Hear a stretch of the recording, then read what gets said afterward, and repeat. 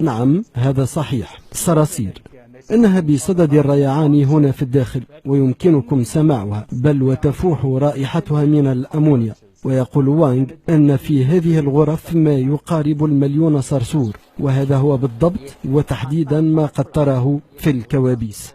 يقول وانغ أنه يشعر أنه قريب منهم، ويضيف أن هناك رائحة فريدة من نوعها.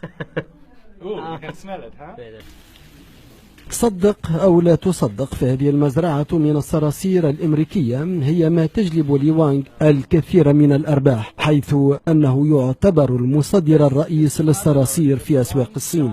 وهذه حزمة عملاقة من الصراصير. يقول وانغ أنها تضم ما يقارب 450 كيلوغراما من هذه المخلوقات، ويمكن لشركات الأدوية الصينية طلب التزود بكميات منها. ويقول أن هذه الشركات تصطف من أجل شرائها. ففي الصين مثلا يتم استخدام حبوب مسحوق الصراصير لعلاج أمراض المعدة والكبد والقلب.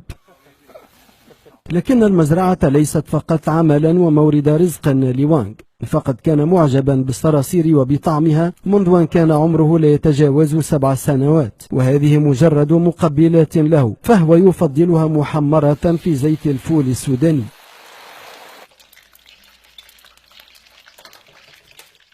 شكلهم أسوأ بعد طبخهم. ويرغب وانغ في أن يعد منها وجبة خفيفة غنية بالبروتين. طعمها الآن مثل زيت الفول السوداني، ولكن بعد مضغها تتذوق طعم الصرصور، وهو تماما كما تتخيلوه. ويقول وانغ إن لم تجربوه فقد تندمون على ذلك إلى الأبد.